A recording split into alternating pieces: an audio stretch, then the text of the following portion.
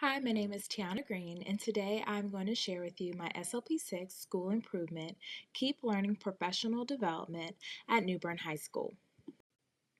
Dr. Darrell Thomas Jr. is the current principal in his second year at New Bern High. He is also an alumni of the school. In addition, we have 4 assistant principals: Billy Townsend, Matthew Heesh, Tracy Monroe, and Virginia Bullock. In 2022, New Bern High was recognized as a National Demonstration School by Abbott. For history and demographics, New Bern High's mascot is the bear. Our colors are red, black, and white. It was first established in 1954 with the integration of 2 of the high schools, J.T. Barber and Grover C. Fields. The current location was built in 1989. It first opens its doors for the first school year in 1990 to 1991. The population currently for the 24-25 school year is 1,750 students and 112 classroom teachers. For the 23-24 school year, our letter grade was a C and our growth was not met. For student achievement, 30% of students qualify for North Carolina Scholars Program. 75% of our students attend either a 4-year or 2-year college. And in regards to our demographics, we have 44.5% Caucasian, 29.9% African American, 12.7% Hispanic, 6.9% Asian, and 5.8% other. In addition, we have 52.7% male and 47.3% female.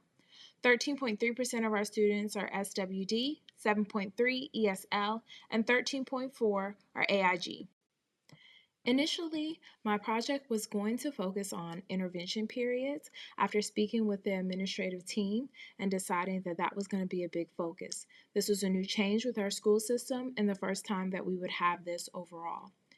10 weeks into the semester, my district decided to purchase a program that would take place for a scripted program during this time period. This derailed my efforts and caused me to regroup and come up with something new.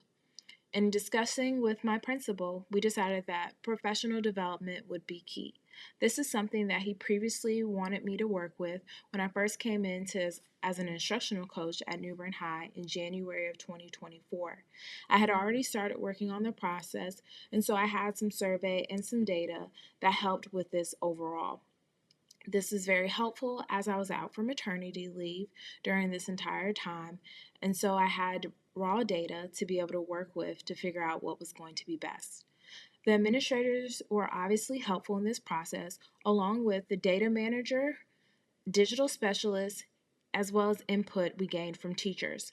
The overall benefits helped with the staff hub and accessibility, differentiation, and overall time convenience. The North Carolina Teachers Working Condition Survey was one data point in order to figure out what to do for this particular project. In regards to professional development, 61% of teachers believe that it was differentiated to meet their individual needs. 73% stated that they had enough time to actually think carefully and work through it. And 78% stated that they're able to use these with a diverse group of students' needs within their actual classroom.